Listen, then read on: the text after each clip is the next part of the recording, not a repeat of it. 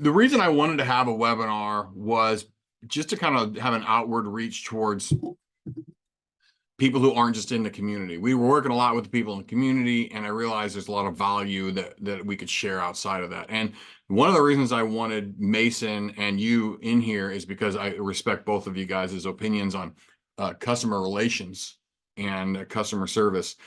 And you're in the dental industry, which has so many parallels because there's an acquisition phase that deals with an awareness, a consideration, and a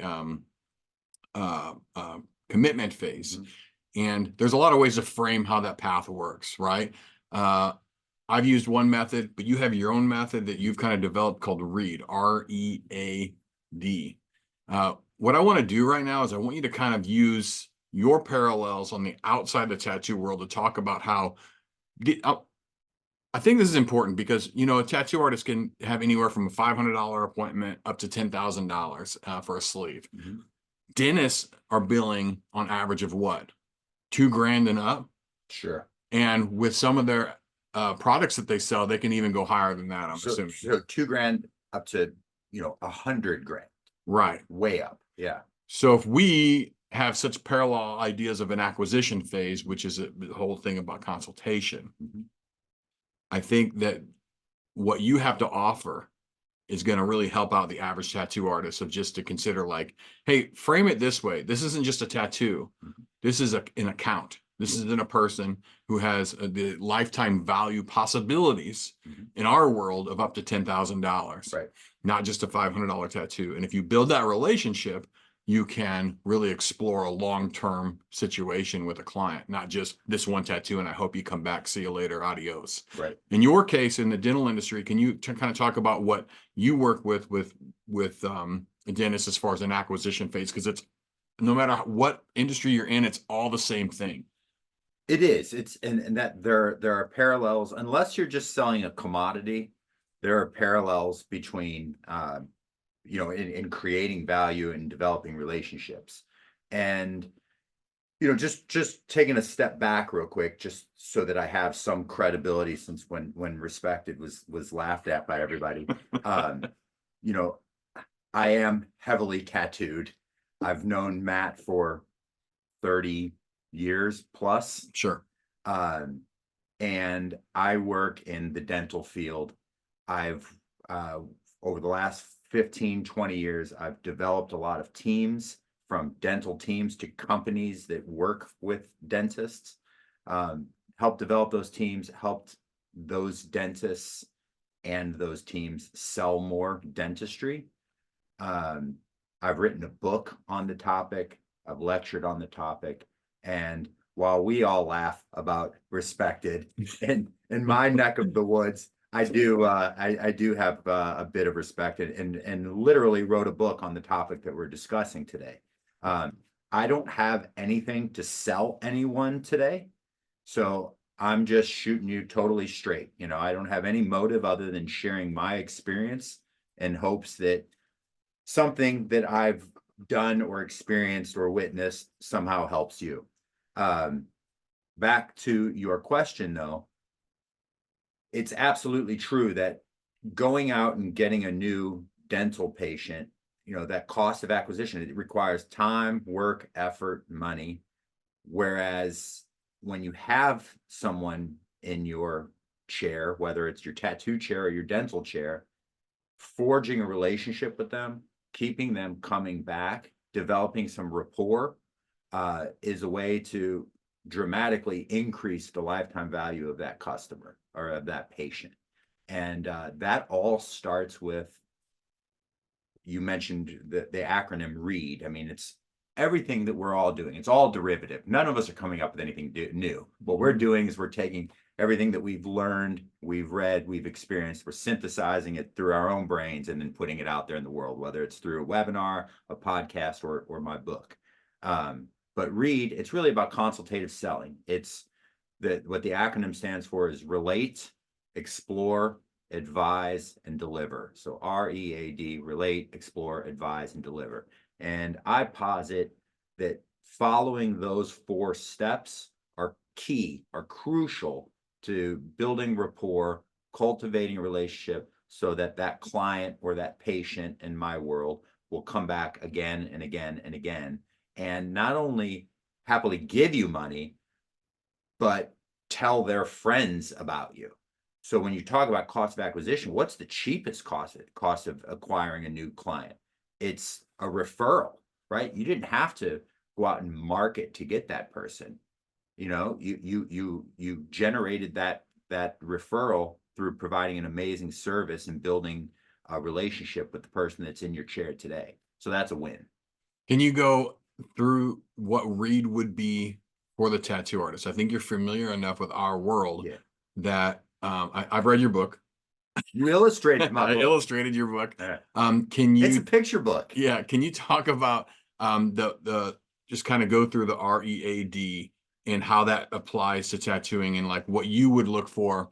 Because I think your perspective is important, that we can sit here as tattoo artists and be like, here is how I do it, and here's how I do it. And I think the problem is that we are so into how wonderful we are and how great we tattoo that we try to sell ourselves, and we never actually solve the person's problem. Yes. We never give the person an opportunity to talk. We never give we never provide space to create growth. Mhm. And we always miss the opportunity to intuitively listen to what they have to say. Yeah. So in your read, when you're talking about working with someone, can you relate that to as a client, how would Reed work on your end when Sure. you're working with a tattoo artist? What would Sure. you like to see from them? So let's actually go take a step back. We can't Wonderful. solve it, right? Read doesn't matter if we don't understand what the problems are that read applies to.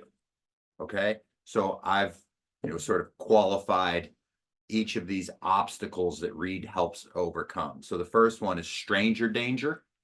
So I come into a shop. I don't know you. I don't really know if you're a good artist. I don't know if you're a good dude. I don't know if I want to spend time with you. I don't know you. I don't know that I can trust you. I don't know that you have my best you have my health, wealth concern is a priority to you. I don't know you. You're a stranger. So stranger danger. That's number one that you've got to overcome. Number two is it's not my problem. So you're trying to put a tattoo on me that isn't the tattoo that I necessarily want, whether it's the position, the placement, the size, the style. You have a style that you do, and that's what you're going to put on me because you're cool. You're the tattoo artist. You know it all, right? So it's not my problem. You're trying to solve a problem that's not mine. Next is square peg in the round hole, or the square hole in the round peg, or whatever it is. That's where you're trying to, once again, posit a solution, put forth a solution that isn't the one that I want. It doesn't address my issue. And then lastly is empty promises. So this is where, you tell me it's going to look great, or it's going to heal at a certain amount of time, or you'll do any touch-ups for a year, whatever. You just don't deliver, right? You overpromise and underdeliver. So those are the four issues. And then to overcome each one of them in that order would be the R in read is relate.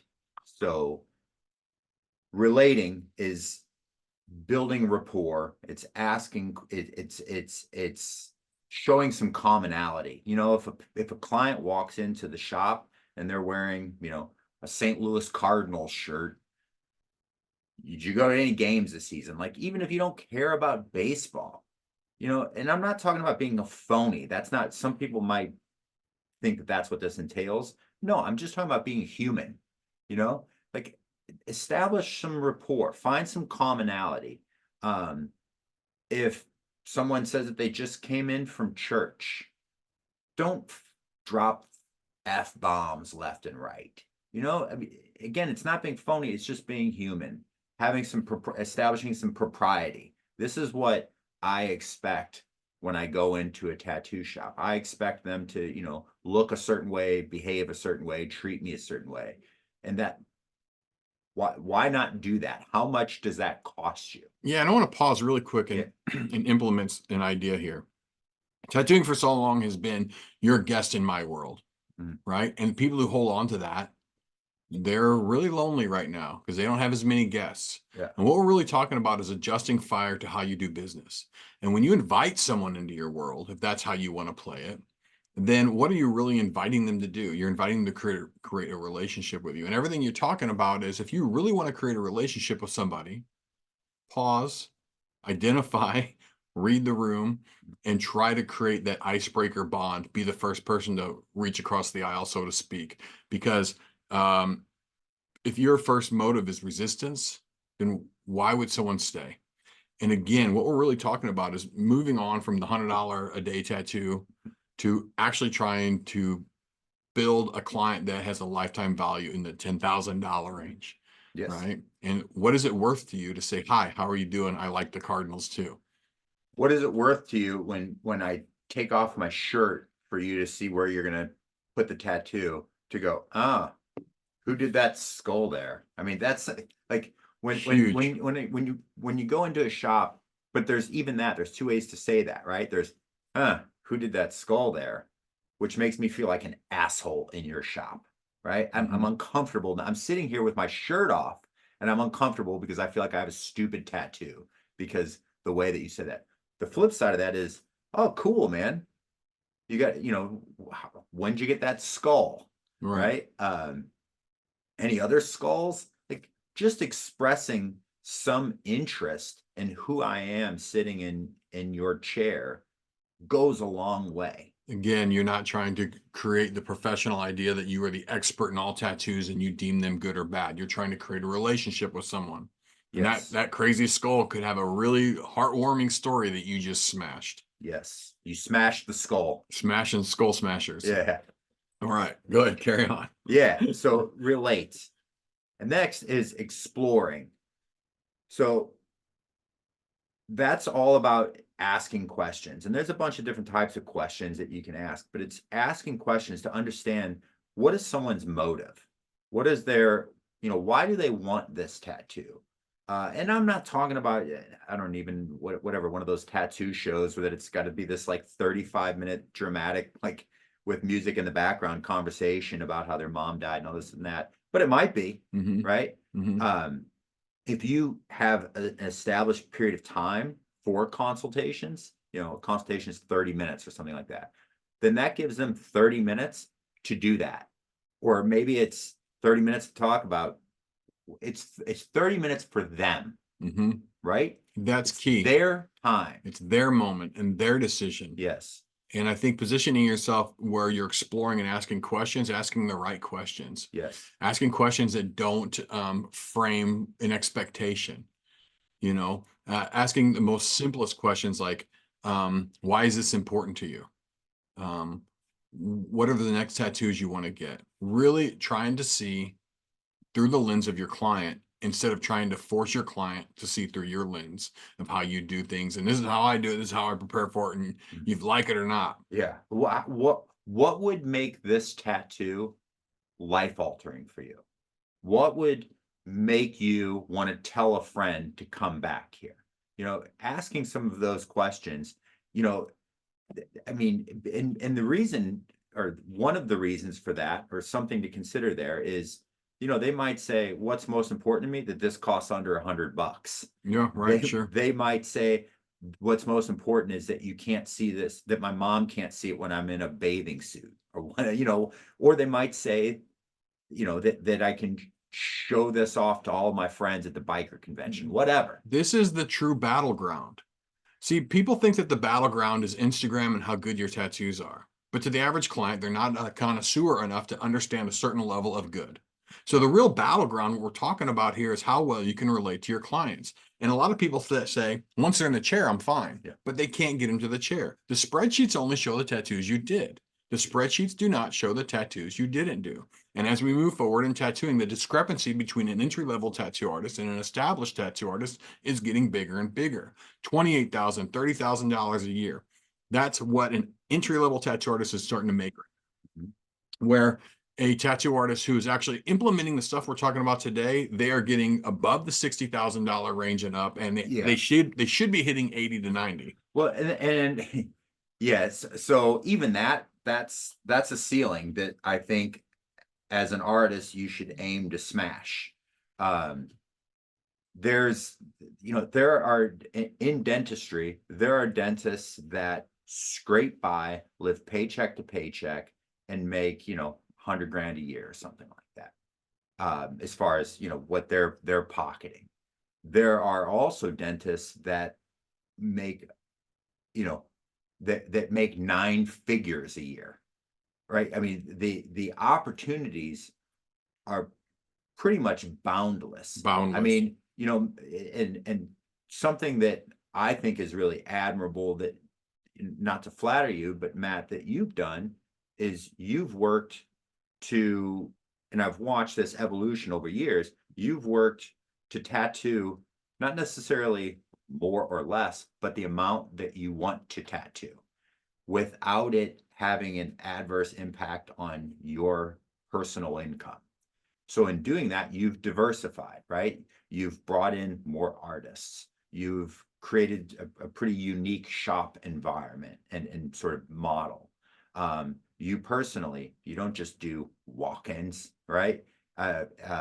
You've increased your fees. You've recognized your value more. I mean, I want to pause real quick, and that's all great. But what people don't understand is it's all because I've shifted my focus from what I think other people's goals should be to the client.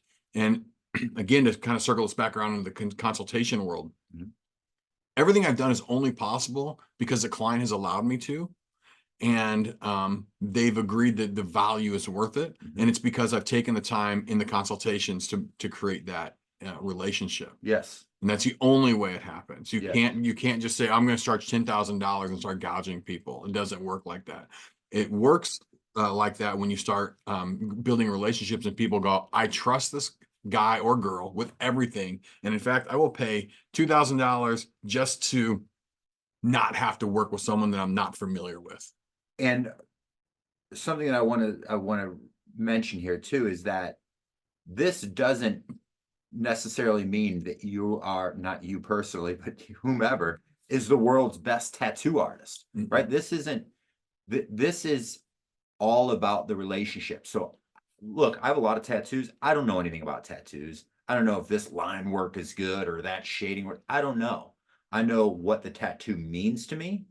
I don't want like some shitty tattoo, but I get tattooed by people that I have a relationship with. It's an emotional purchase. Absolutely. People forget that. And we have trust. I know when I come to you with a design and I'm like, well, here's a sketch I did, and I draw like a 4-year-old, here's a sketch that I did, and this is what it means to me. First of all, that I'm just coming to you and having that conversation with you. And then you come back to me with, you ask some questions. Well, why this? Well, why that? How big? Do you sure you want it there? You ask these questions. And then ultimately you design what I deem to be a phenomenal tattoo. And I'm always very pleased with it. So I keep coming back. Sure. Can we reframe everything really quick and go, we talked about read, R-E-A-D. Yeah. We went over R, read the room, Yeah. understand who you're talking to. Yeah. Right. And then E, explore by asking questions. Yes. Explore by trying to figure out why it's important to them, why this tattoo means something to them. That's done through asking questions and listening. Yes. And then go ahead and bring to the next point. Well, asking questions, but listening. You just mentioned that, but truly listening, right? Truly Don't just listening. ask me the question. Don't just ask me some questions for the sake of asking questions. That's just a waste of everyone's oxygen. Yeah. Ask me questions that are going to get us somewhere. Sometimes sometimes a client who's potentially a lifelong client who's going to get a full body suit, but they come in and it's their first tattoo. Maybe they're a little closed off. They're nervous. It's a totally different environment. What's new? What's exciting in your world? Just ask us some random question. I mean, something I do, and I'll ask people, what's new and noteworthy? Well, what do you mean? I mean, it's purposely open-ended. What's going on in your world? And then maybe they say, oh, I just had a grandkid. Yeah, You've that's got your a in. that's your in. That's your Talk in. about the grandkid. Yeah. Maybe they say, well, yeah, I had a grandkid. I wish I would have never had a It's kid. okay to Great, move me the too. conversation away from the particulars of a work order. And I think Yes. that's what you're really trying to say is it's not about how big, how much, where's it going, what color do you want, sit down. Those questions all matter, but no, it's not all about that. Right. And even sometimes I'll throw in something completely random. You know, what's a food you won't eat no matter what? It's just a silly icebreaker. What's the last book you read? What's the last book you read? What's the last great book you read? Right. You know? But so we've related, we've built some commonality through relating. We've explored, we've asked some questions that have helped us better understand what their needs, desires, wants are. Now we advise. Okay. So this is where we can now start to put forth how we can solve their problem, right? Correct. This is how we put forth what we might be able to do to give them this tattoo that they want. And helping them understand this, not through a bunch of technical terms, right? I mean, dentists do this a lot, right? So the patient's in the chair and they go, well, it sounds like, you know, your mandible's clicking because you're probably sliding off of your disc and da, da, da, da. Blah, And I'm just sitting there blah, like, shut the blah, fuck up. I don't know what any of this means, but saying, here's the deal. What's happening is it's clicking because your jaw's moving weird, but what we can do is you put you in this night guard and it's going to help fix it. Great. That's what I want. I want my jaw to stop making this clicking sound. Same thing with tattooing, right? Don't talk about, you know, the needle sizes or whatever. Talk about what you're going to do and how this is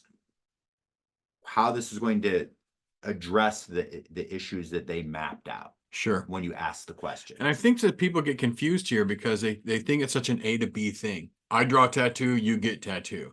And when you're having such an emotional purchase and such background behind it, this is where tattoo artists get frustrated because they keep it at such a simple level that when they have to make an adjustment and they don't understand because they haven't taken the time to ask the questions, then they're answering and asking questions on the fly. And they say, how about this? And they say, well, I really don't like red. That would have been good to know. Right. Well, whose fault is that? Yeah. Is it their fault or your fault for not exploring long enough? Yes. So what happens is tattoo artists get frustrated and they say, that's not a good client to work with. They can't make up their mind. Yeah. But they can't make up their mind or you didn't offer a space for them to give you as much information as possible. So the advise only works when you've taken the time to explore. Yeah. Look, you're not that special. You know, as an artist, like stop being so damn cool, right? It just makes people think you're an asshole. Like I remember back in the day going to record stores, you know, when I was like 13. And, you know, there's the record store employee that's holier than thou and everything you're into is stupid. And, you know, it's like, you're buying that record. Like tattoo artists live that way. Like just stop because it's off-putting. It makes me not want to give you money. And it certainly makes me not want to come back, you know, and I've been getting tattooed long enough where I just don't deal with those people, you know. And I wonder if the people that are so, this is my world, that's yours, even care about this conversation to begin with. Say that again.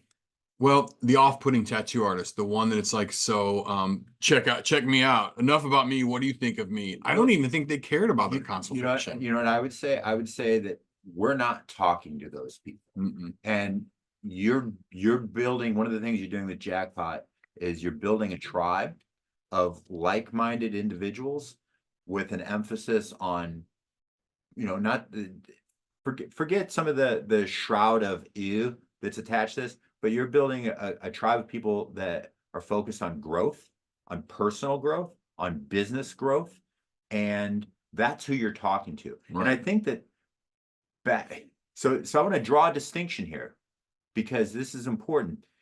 When you're talking about potential clients, you are building a tribe.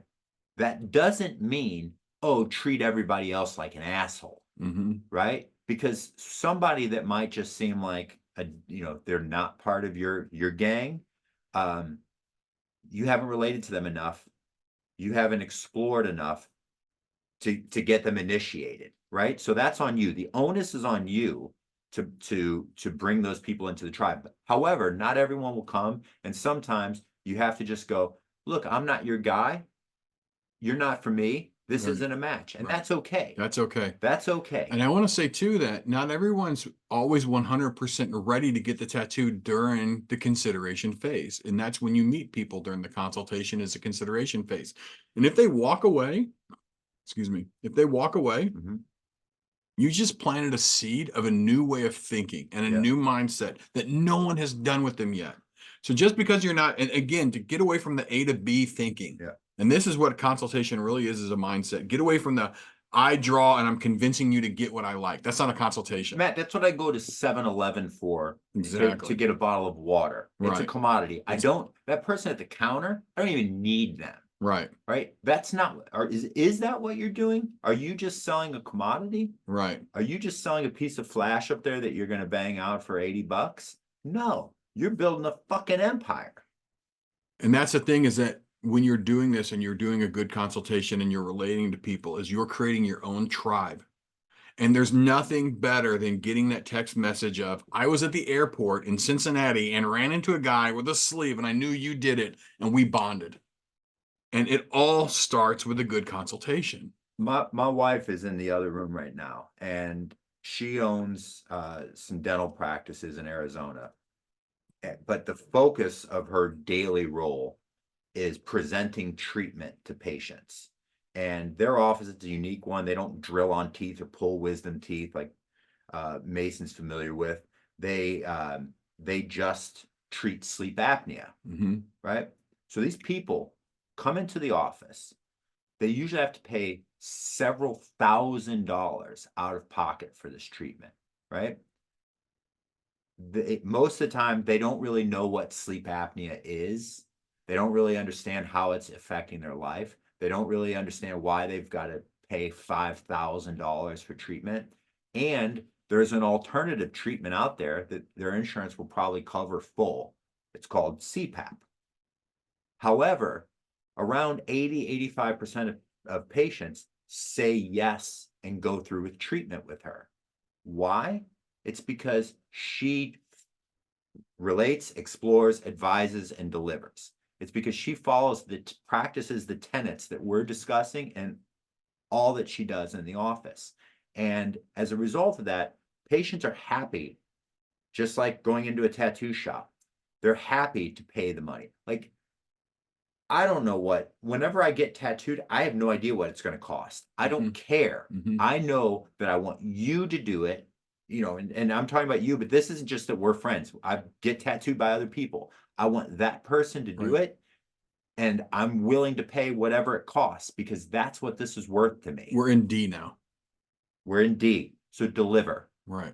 Say what you're going to do and do what you say. This is the transparency part. If you tell me my look, if you tell me my appointment's at 11 o'clock, don't pull some I'm too cool tattoo art shit and get started with me at 11:30. Like, I'm a person, I matter, I have a schedule too.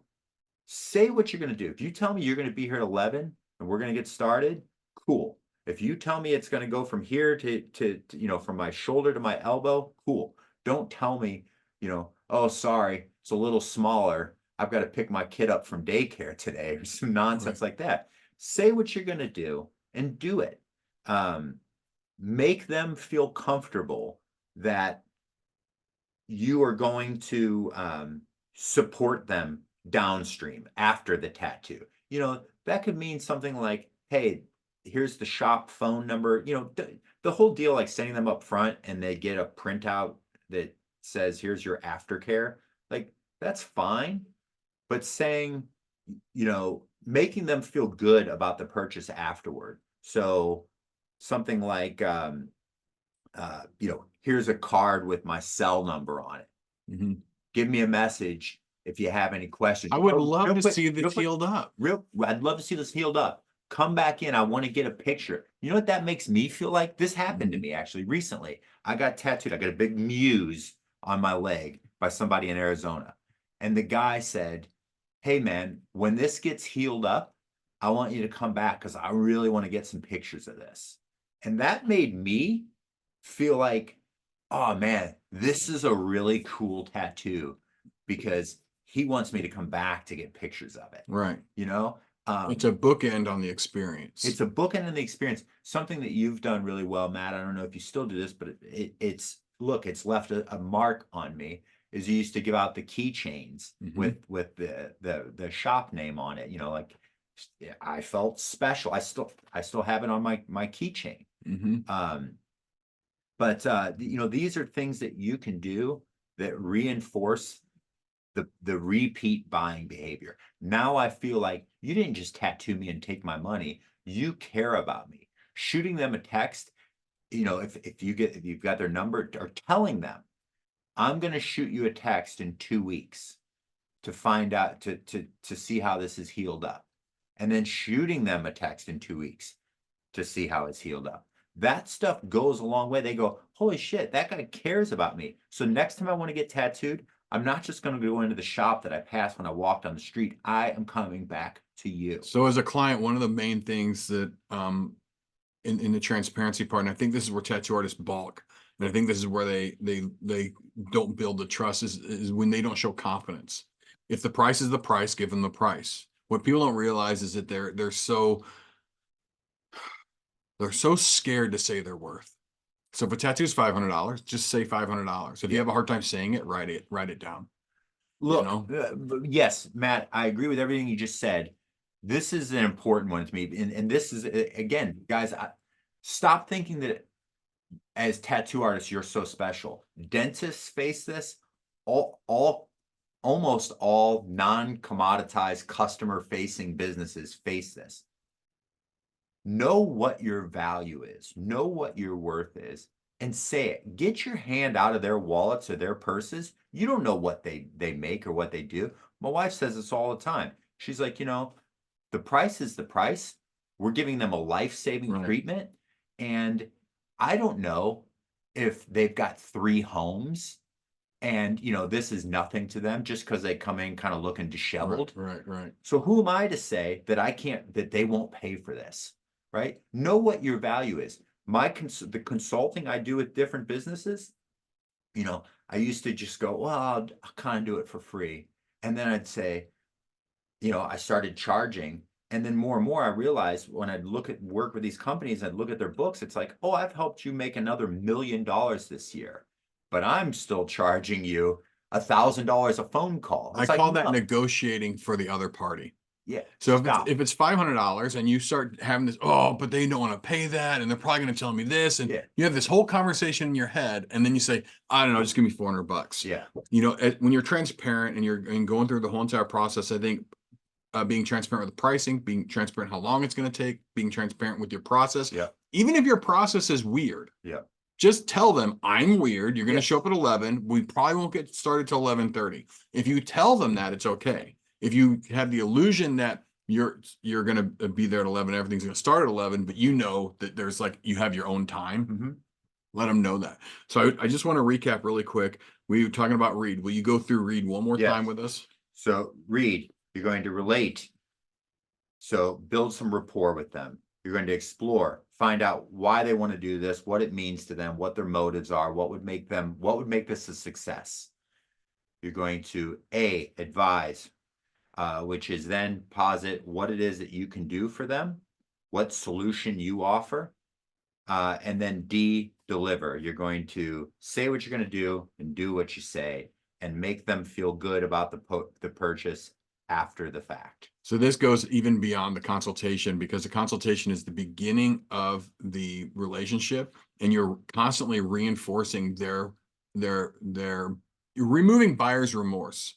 Yes. Anytime that you are put in a position where it hurts to spend that much time or money to do something, you question whether it was the right thing, whether it was a house, a car, an expensive stereo, or a guitar. You go home and you go, did I make the right move? That can all be chilled out by how it was sold to you. If someone gives you a guitar and you think you spent too much money on it, if that person's like, dude, I want you to come back in a week and let me know how it sounds. I want to make sure this is the right guitar for you.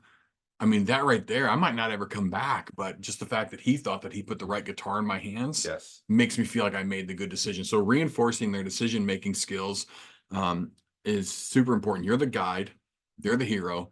You're trying to make sure that they have the least friction in their path so Yep. that when it's done, they don't look back and go, what did I miss? You're the guide, they're the hero. You've been on this journey before.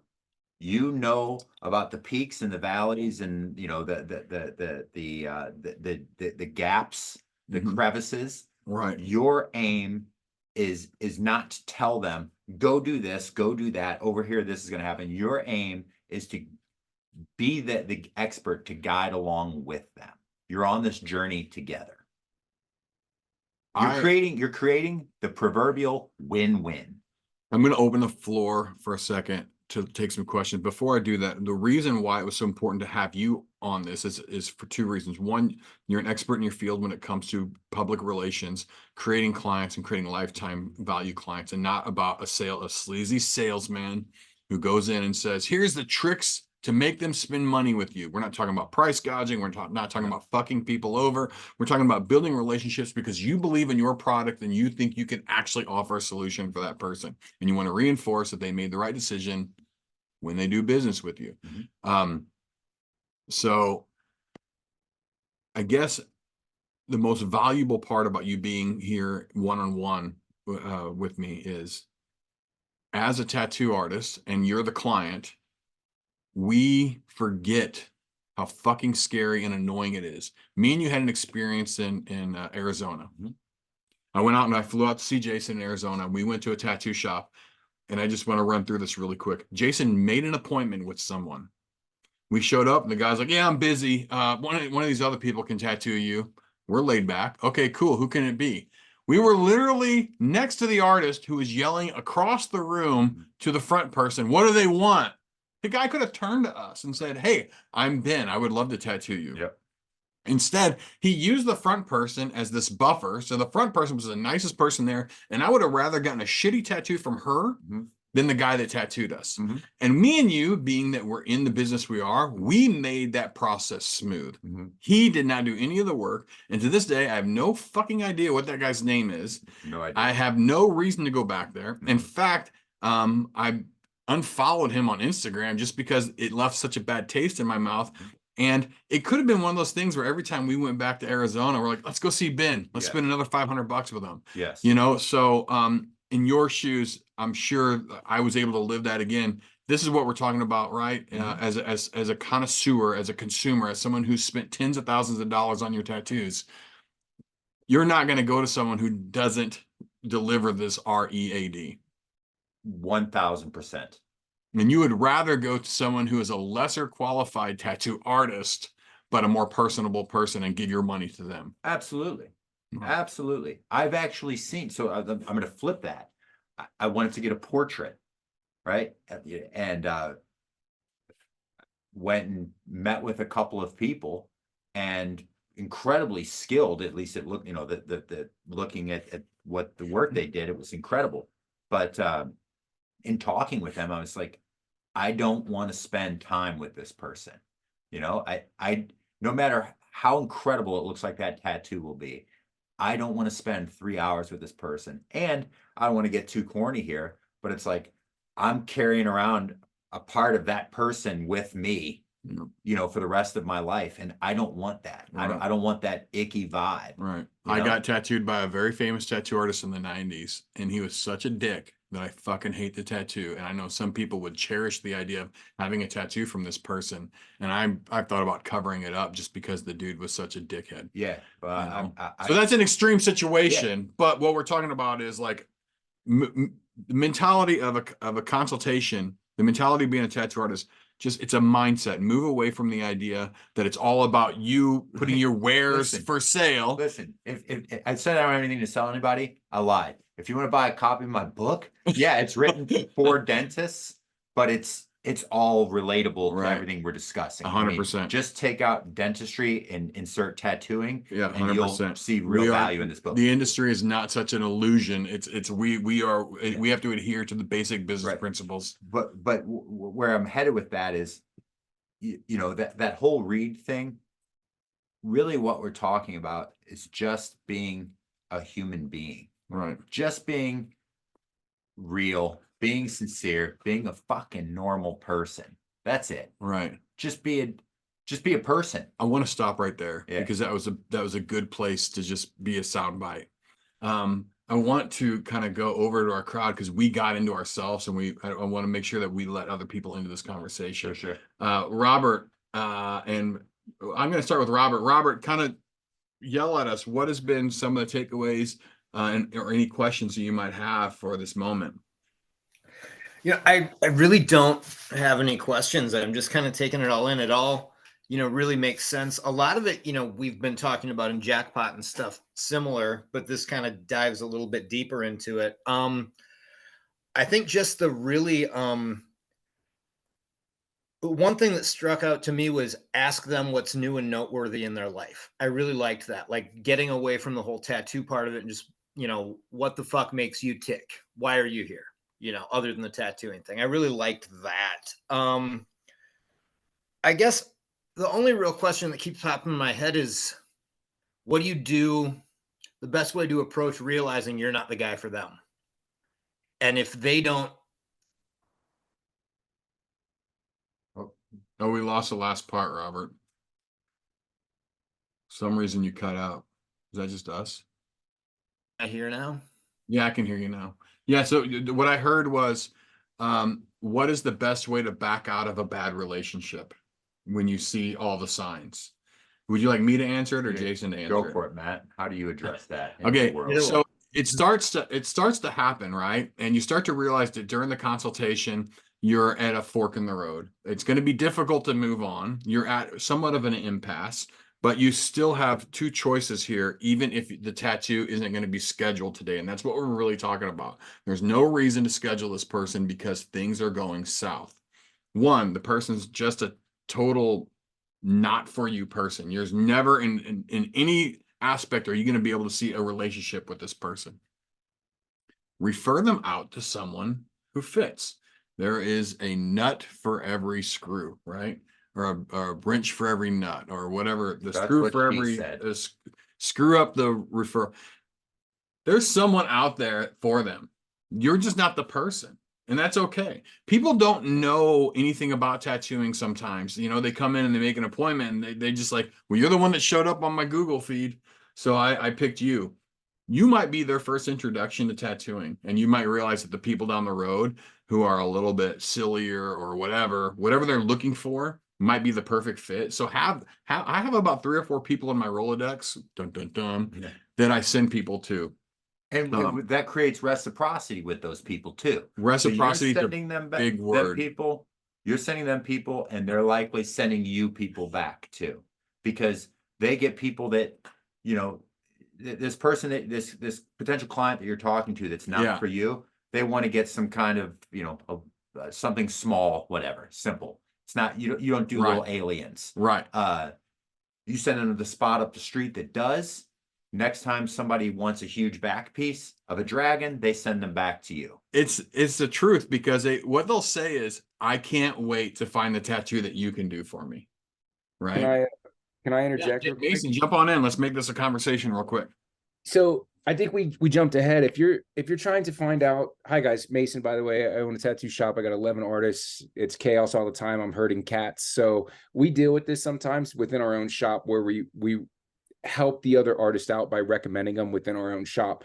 But before I get to that point, I like to stop, look at them and be like, hang on, I think we're missing something here. Can we just maybe take a different approach to this? And so what that does is maybe that actually lines them back up with a simple, tiny little conversation that they have that then hits the ground running for you. And all of a sudden you've got a new tattoo and a new relationship, and they see that you cross that bridge with them.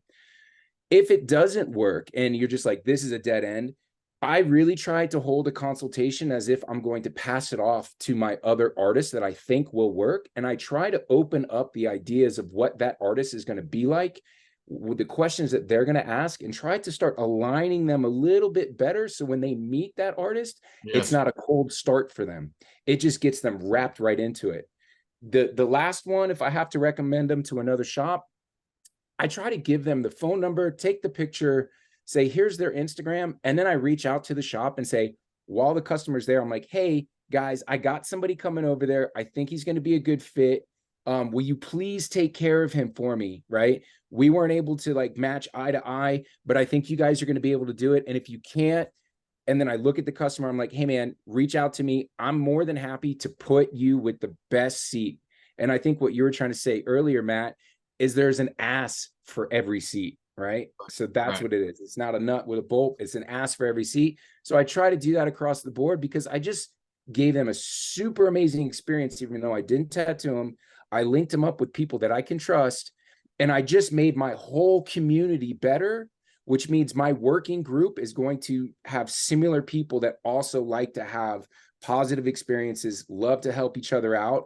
And then we become this beautiful little epicenter of just dishing out leads to one another, just like they were saying. Networking. You're truly Yeah. networking, and I want to point out two things if you want to write down some words here. One is called providing an off ramp, and the other one that you're talking about is creating a warm lead. So whenever you kind of pass them on to someone, that's a warm lead. They don't have to. Don't make the client go back through a cold lead again. Don't make them go and have to explain themselves all over again. We've all been on hold with a company and they go, well, you're gonna have to talk to finances, and they send you to finances. You got to tell your whole fucking story all over again. Don't do that. Create a warm lead. But the off-ramp experience, I think, is what everyone's talking about, is when things aren't going correctly, give them an out. There's a tension there. They feel it too. It's not just you. They feel like it's not going right.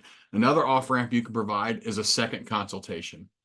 And I think that if you say, hey, look, I'm not really sure what's happening right now, but I think what we could do is we could reconvene in a week, take some of the ideas that I've presented you and see if they match. And in a week, let's go through and see if we can circle back around and make something happen. If they don't show back up for their consultation, that was them saying, I don't really know how to get out of this. Most people don't know how to get out of a relationship, so it's up to us to give them an out. And if they show back up again, it's like what you said, Mason, you're regrouping and circling back around and finding the road of least resistance. Marina, do you have any questions that you want to throw in there, or just say hi? Well, hi. Yeah, I guess I have one question, sort of. So I have like a consultation coming in a couple weeks, and she's from 3 hours away, but I need to see her in person. It's a cover-up, pretty big one. So what are like some things I can do to make that consultation, a 3-hour drive, worth it and Right. feel like it's a full experience for her, even if we're not doing the tattoo that day? Sure. Can I ask a couple more questions? Yes. Have you worked with them before? No. Did they have a strong referral? No. Do you know much about them? No. Okay. And why do you think that they picked you? What would be your gut feeling? Well, real quick, there's one more important question. Okay. Do they like creamed corn? Not sure, but I will ask. So yeah, what we're getting at here is that in this cold meeting that you've created, turn it into a warm meeting. If you have some time in between now and the appointment, I would start an email thread with them. And I would remove the conversation from the tattoo to just being a person. You're in Albuquerque. Everyone's got to eat at the Frontier, right? And you're going to give them a list of 3 places they need to eat when they get into town. And then you're going to provide a bigger picture of just coming to the shop. You're going to create a bigger experience, and you're going to be the guide, not only as a representative of their tattoo, but a representative of your city at this point. But if they go and show up to your consultation, and I'm assuming it's a big tattoo, so they might have to undress, which is already uncomfortable. Start off with, oh, did you go to Frontier? What did you get? Oh, I love that too. Blah, blah, blah, blah, blah. While you're here, here's what I'd like to see. Really, when people are coming that far away, it's okay for me to take them out to dinner or out to lunch and buy that for them. Because if they're spending the 3 hours to come see me, they're going to be spending a lot more time and spending a lot more energy and money with me. So I want to make sure that they feel like they made the right decision. I think tattoo artists, I flew all the way to Japan one time to get tattooed, and I showed up, and he was like, "Cool, okay, when do you want to get tattooed?" And right away, I'm like, "Oh my God, I just spent thousands of dollars to show up. Yeah. You don't even Yeah. know what I want or Yeah. why I'm here." And I mean, it all recovered fine. I got tattooed. It was cool. But that experience was like, It left a scar on you. I got scared. Yeah. I was really fucking scared of Yeah. like, what did I just do? Yeah. You know, go back to sort of developing some relationship with them, this client via email. You know, everything that Matt just said, I agree with, but also throwing in something like the creamed corn thing. I mean, what happened? Everybody laughed for a Right. sec. And what's going to happen is they're probably going to reply with, "That's a crazy question about creamed corn. Why do you ask that?" Yeah. And just leave it out there. Just let it go. And Yeah. then they're gonna ask you about it when they come to get Yeah. tattooed for the consult. Yeah. And it's gonna become a thing. It's called open the story loop. Sure. Right. I'm not as well read as you, Matt. Fuck you aren't. Marina, one more thing. Do they have friends here in Albuquerque? I think so. All right. So the next thing you're going to do is you're going to leverage their network.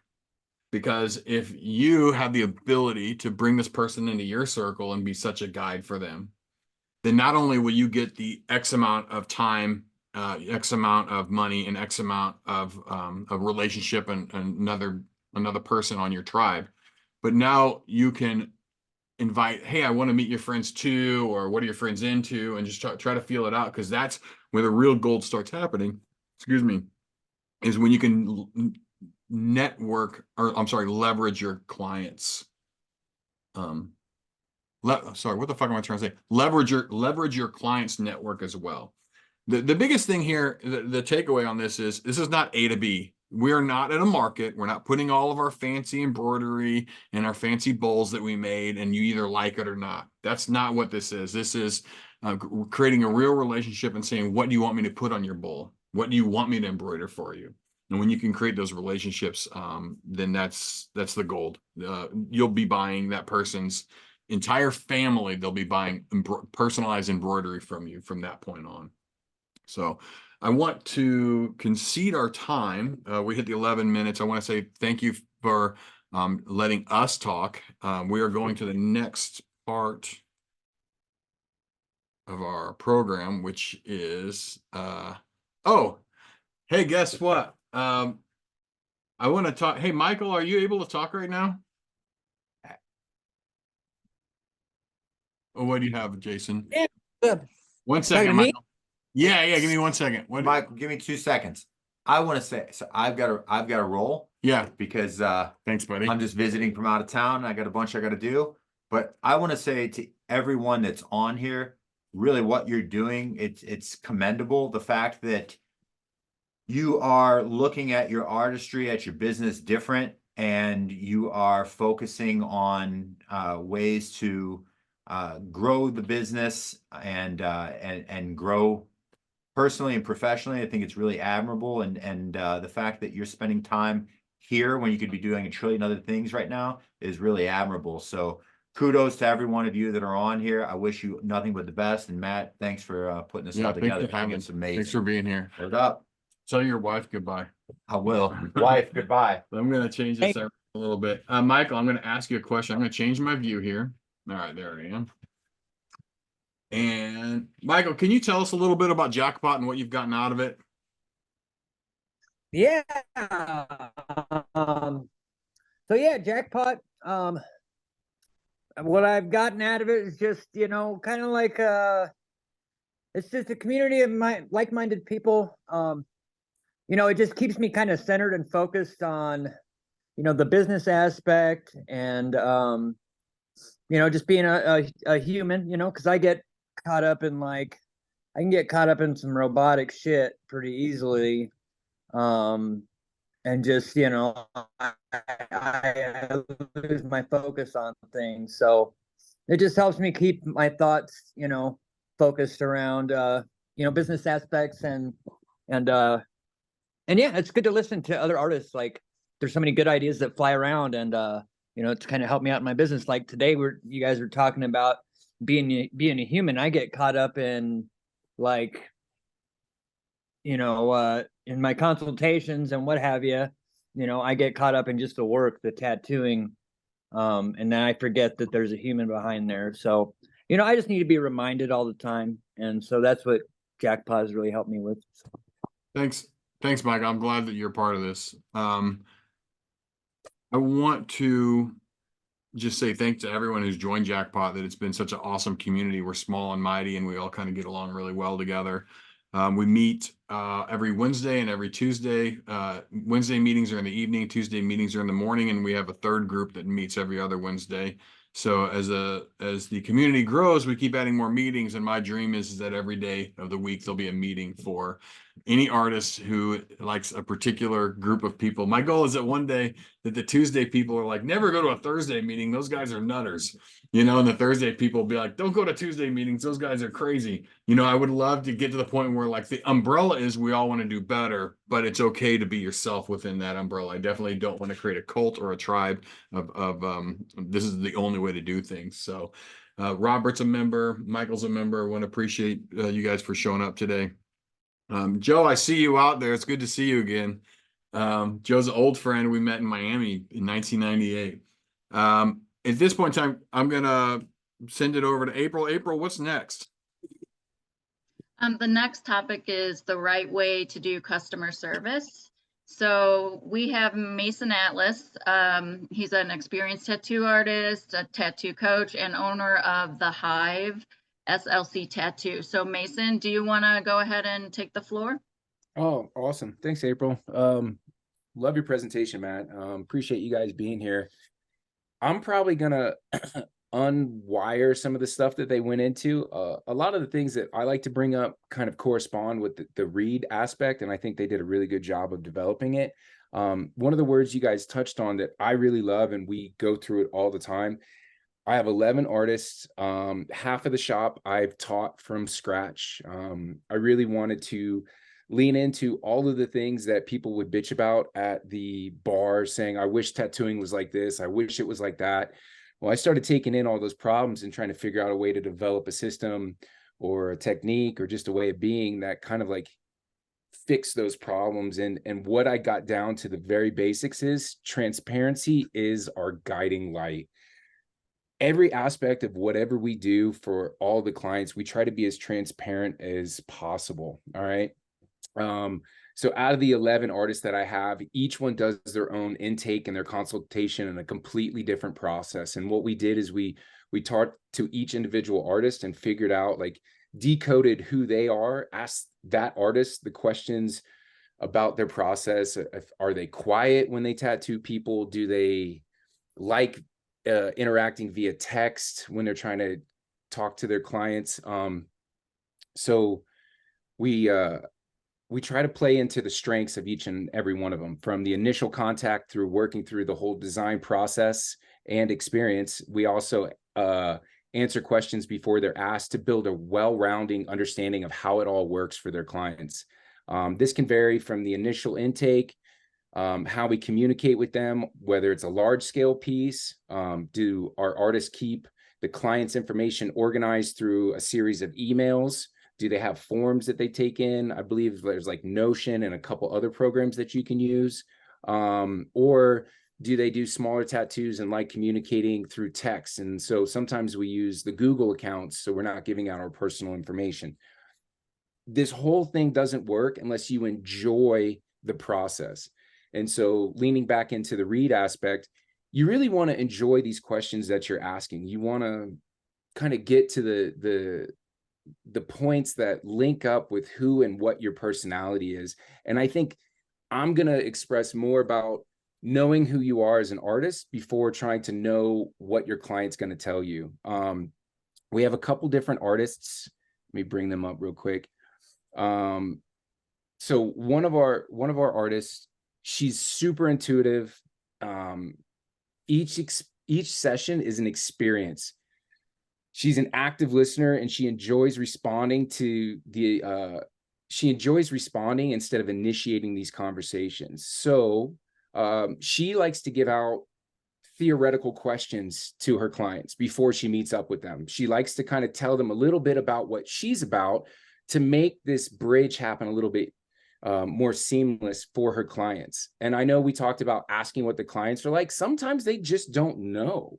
And if you can kind of give them small prompts of what you're into, it really helps. Her tattoo style, as well as the way she interacts with the clients, she tells them about it way ahead of time so that when they come in, they might have had an experience, say with me, where I'm more regimented and I like it this way. When she tells them this, they feel like the flow. They go, wow, this is a really cool experience. And that's what you're selling overall. You're selling this experience to them. You want to do more than just give them a tattoo. You want them to know what you're about, as well as feel like you understand what they're about. And it's so much easier for somebody to convey an experience than it is to say, this is my personal tattoo that means this to me. You won't understand. So a lot of the clients have friends that are scared shitless of the tattoos. And if you can give them this experience, it's so much easier for them to let their friends know about it. Like, oh, wow, that's a really cool thing. Who's that person that does that? That's different. I didn't know it was like that. Hang on. We got another one. She's super into anime. She sends out all the different anime that she's listening to, watching other podcasts, and asks them to send her stuff back before she gets into the tattooing process. And when they come in to get tattooed, they're already firing. They've got 100 things that they want to talk about, and they're just rifling through it. And these people, she's one of the ones I taught, they've been with her since day one. She has been so completely transparent. She says, I'm learning. This is my mentor. He's going to be standing over me. This is the way things are going to work. I'm going to reach back out to you and I want to see it healed. I know it's like painful for a lot of us to look at healed tattoo pictures, but man, did it help so much for her interactions to like batten down the stress that her clients were going through. It helped her understand that every client is going to have this really scary part of the healing process. She got so more intuitive with it. And it's crazy. Within her first year, she's like, I want to do sleeves. I was like, let's do it. She told all of her clients that have come to her before and was completely transparent. She says, I want to take on these new endeavors. I want to do sleeves. I know a few of you probably would enjoy waiting until I get it dialed in. That's fine. I'll be available to you. But a few of you who are really up for the challenge with me, I will work with you intimately to get this thing going. My mentor will be looking in. There will be a lot of times that I might have you come in for a fitting. She explained this to him. Man, she's got so many sleeves rolling right now, and she's only 3 years in. And it's because she led the client into the actual experience. We have another artist that doesn't like to talk at all. She likes to stay super focused. There's nothing wrong with that. And then she's worried, how do I develop an experience where these people can feel okay with the fact that I'm not talking? We took care of it all ahead of time, and we gave them tons of books that she's been reading, or asked them what books they're looking for, told them what comfy clothes to wear, what kind of food was around in the area, and built this kind of like home feeling of like, hey, this is your chance to relax, turn your head off. If you've got kids and other things going on, this is your moment. I'm going to be tattooing you. I'm not going to bother you. We'll go over the design, but once I get going, put your headphones on and blast away. She asks them sometimes, what would you want your soundtrack to be for this experience? And so a lot of people will refer back to the music they're listening to, and they say, man, this was so great when you were tattooing this part. It was really hard and it fit really well. She didn't say a thing. They're telling her about their experience, and she's the first one that they're telling. They're going to go on and tell their friends too. So these are a lot of the little things that we really try to do in our process. And I apologize if I'm jumping around. I feel like Matt and Jason did such an incredible job when we first got started. So I might take a tiny little pause to see if we want to reflect on any of the things that I said earlier, and if you guys had some questions. Mason, I think you're doing great. I think you touched on something in the beginning that was the things people are saying in the bars. And I was that's what I was really piqued my interest was, I think, we live in these bubbles and we don't get to see our rejections. And a lot of times when we have our rejections, they come in the form of a ranty, weird review on Google. And the problem is that people only do reviews on Google if they're really angry or if they're really mad. It's the middle that we're concerned with right now. And what kind of things did people say at the bar that they weren't mad enough that they left a review, but they weren't happy enough to actually come back and do business with you again? Can you go back to the beginning of what you're talking about with that and kind of to tell us kind of maybe what, and I think you're probably going to get there anyway, but that's the part I was curious about. As far as the customers wanting to have these problems solved or other tattoo artists? No, I think we're talking about customer service. So I think that like help us get out of I'm the artist, this is all I know, these are the lenses I see the world. What are we missing in the customer service aspect, you know, that people are bitching about? I really think, and this may sound counter to what you guys were going, I really think that you need to know who you are as an artist and what you enjoy about this whole entire process in a kind way, not an egotistical way saying that you're the best. But if you're slow at tattooing, know that, express that, tell people that, because they don't want to be like dumbstruck or surprised by the fact that it isn't going the way that they thought just because nobody communicated that it could be different. So I think knowing who you are, asking yourself, what type of tattooer are you? What are the things that you really enjoy? I think that it'll start to attract back what you're looking for. Obviously, you want to try to tattoo everybody that you can, but me in my current life right now, I love being a father, and I express my love to being a father and how difficult it is. And somehow a lot of the clients that I tattoo are all parents or step parents or new parents or grandparents. And we get to really reflect on that. They remember those conversations and they feel a connection. My artwork stands on its own. I don't have to like oversell it. I really want to provide a very well-rounded experience. And within that experience, there's a ticket cost, right? Like I'm not trying to undercharge my tattoos. I charge accordingly. I let everybody know how much it's going to be. And then I just try to share all these special moments with them. And I think that was explore, right? And the read part. I think that's one of the most important parts. Using somebody's name as much as possible when they come in, like that is huge. That is like the best gift you could be given as a person is your name. And when somebody's that going to be tattooing you, you're going to be spending money with them, they're going to be putting you through pain. If you use their name, that brings that stress level down for them. And I really think that those are like my two guiding lights for this. I've been doing it over 20 something years. I was the guy that was just selling my work like, hey, I'm hot shit, I'm the best in town. It was great, but I didn't have this long-term connection. I moved out to Utah from Florida with nobody. I didn't have anything. I didn't have any clients, and I had to do it all from scratch. And what I found is that as long as I can make some connection with each person, it was great. I went down the road to just do everything via email, and no matter how good the client was, I wasn't going to text them. I don't like that as much. I like some of my better clients. I like saying, hey, Merry Christmas, Happy Holidays. How did it heal up? I've got some ideas. I was thinking about your tattoo. I know it's been 6 months since I saw you, but I got a new idea that I thought can connect in. I don't know if you have any space available, but I'd love to talk to you about it. It blows people's minds when you have this foresight to think about them just a little bit more than anyone else. You remembered their name, you solved their problems, and you came up with new solutions so that they can kind of get new ideas and new tattoos running. Man, it sets it up for very purposeful interactions with them. So I don't know if that, I mean, there's so much we could go into, and I don't want to waste anybody's time, but I think those are my Not wasting anyone's time. I think this is all valuable stuff. What I heard was the name.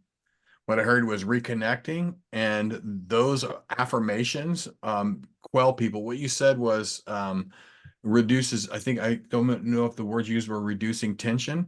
And that is, again, to kind of like tie the two worlds together. That's what we're talking about, is reducing tension. And I think, again, people forget that, you know, we've got all these like high sales driven internet agencies that can book you out for weeks. With what? With what? With people you don't want to be around? With people that don't know you? That's called backdoor clients. I don't know if you guys have ever heard that term before, but that's like when your mom has a friend at church that wants a tattoo, so they send them to you, right? And there's a misconnect. They don't understand what you do. And so all the stuff you're talking about, Mason, what I hear is know who you are and be confident in that so that you know how to relate to your tribe and the people you want to work with. Did I get that right? Yeah, and I think you guys were kind of remarking on it. You were asking a lot of questions about the person, but if you don't know who you are, then you don't know what's exciting to hear the answer to when you ask them these questions. So I have a kind of like a series of questions that we ask. Some of them are super cheesy, some are really easy. And it kind of goes with like relating to the client. So if you don't know who you are, but you're trying to build a better connection to them, you got to figure out how to send this information to them in a really friendly way, how to keep them engaged with you on your journey as an artist that they want to support. Imagine yourself as a band and you're changing albums and you're changing sounds on the next album. You've got people that love you, but you're now going to maybe tackle a new style. How do you bring them with you? And we like to do that ahead of time. We don't like to say, oh, well, I changed. This is what I'm doing now. Deal with it. I think it alienates a lot of people. So if you can let them know ahead of time via an email or a text, do a quarterly text to all your clients or some of your bigger clients and let them know where you're at. It makes it easier for them to share your process besides just Instagram. It's so hard when they're not getting eyes on you and Instagram isn't doing what you think it's supposed to. Text them, fucking reach out to them, have shop parties, celebrate the clients that you have and the success of the shop and bring them in. Have consult days where all the artists can meet up. Like these are just really great ways to kind of go backwards and not just use social media, but press the flesh, get the handshakes out there, see how the tattoo's healed, ask them to come back for pictures. Those things are great. If you put me in front of somebody, I'm going to do wonderful with it. You know, I know the shop is beautiful. I know the other artists are in the shop are great. And I use all of those things to help cement the fact that we are where people want to go to get tattooed. And what I heard there was break that invisible bubble, that front door of the shop. I don't know how many people have sat at a street shop and just like waited all day long for the door to pry itself open. And when I did it, it was in the 90s. And this isn't like a throwback to look how old I am. What I'm saying is that we didn't have a true way to market ourselves to let people know who we were. And it was kind of like, if only people knew I was down to earth, maybe they would come in and get tattooed by me. We are so blessed with so many opportunities to get out there, and to not utilize them is a crime. And so what Mason, what I hear you saying is reach across that invisible line, whether it's via directly through text, more of a surgical, or more of a shotgun approach of just having like a party of some type where you get to mingle with as many people as possible. And I think what you're really talking about is build the relationships. You know, this idea you said in the beginning, I thought I was hot shit. I put all my concentration into art. And I think that's normal. I think there's 4 stages to tattooing. There's the get comfortable with your equipment. And then there's the second stage, which is win over your peers' admiration. And I think a lot of people get stuck right there. They spend the rest of their career just trying to get their peers to like them. But there's a third stage which you have to ask yourself, do you want to rinse, wash, and repeat the rest of your career? Or do you want to keep building on what you have? And so everything we're talking about today is people who are in that third stage. They're done with the peer part. Oh yeah, great, you like me, cool, I like you too. I don't need to do this for 20 more years. I'm hoping I get validation from you. Now we're talking about getting into the uncomfortable part of your career, the truly uncomfortable part where it's more than you and a piece of paper. We're talking about actually developing relationships. And I know that as tattoo artists, that can be difficult for us. Did I kind of elaborate on what you were saying too? Yeah. I'd like to call back to Marina's question about having the consult come out 3 hours ago. You guys were talking about being an ambassador for the city. And Marina, I think you said that she or this person has friends in that city. Man, tell her to invite some of her good friends out, buy them the lunch from the place that you like, and set them all up before the consult even happens. Put it at the shop, make it an event. She feels like solid gold. Her friends go, man, I didn't even realize you were here. I love the way you're treating our friend out of town. I can only imagine how well you're going to treat us, you know? And you don't have to say, this is what I do for everybody. I buy everybody lunch all the time. It's like, hey, you're coming from out of town. You don't get to see your friends often. I want to make sure that you're getting the most out of this moment to see your friends and your tattoo, meet me, and make this whole thing really rad. You tell her to invite 4 or 5 people out there. I'm pretty sure you're going to have 4 or 5 new people asking to book with you. And you just turn one consult into 5 new ones, right? And at what cost you maybe $100 total, that's going to be at least one of the tips that you're going to get from this person. It's easy to just go back in and invest that money. You could spend $100 on Instagram ads and maybe get 30 new eyes on you that don't talk to you, that don't have a chance to shake your hand.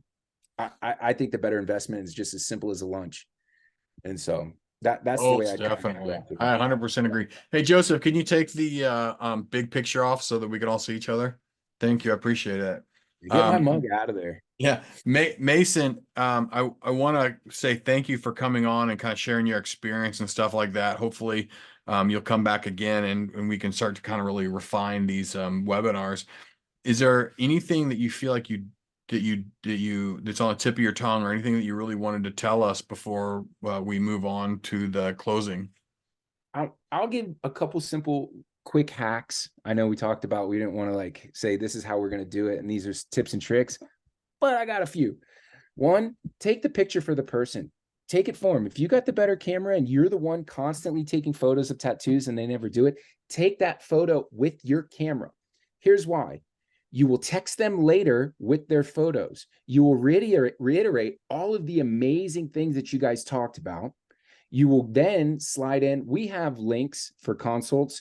You can slide in the dates that you're available for other tattoos if somebody wants some. You can send them a link to how to book in again. You can tell them other ideas of what you were thinking about their tattoo. Take the picture, send the text, reiterate all that information. It's so good. If they respond in a really fun, positive way, then you do your second ask. You're like, hey, if you post this to social media, could you please tag me, the shop? Here's a list of hashtags that I found that work really well. You should get a pretty good response with this amazing tattoo, and it'll get it out to a broader audience that maybe you can interact with. Put that back on them, show them the value of all the research that you've done. If you do this all the time, develop a template, right? And then you can kind of like cater it to each person. Honestly, that is such a crucial thing that I'm just going to leave it with that, because that you can get a lot out of that on its own. No, that's what you're leveraging their network is what you're doing right there. And you're making them, you're reaffirming that their purchase was the right move to make. With that, I don't know if Rob's still around, or Marina or Joe. Does anyone have any questions for Mason, or any experiences that Mason might have triggered for you that you could share with us?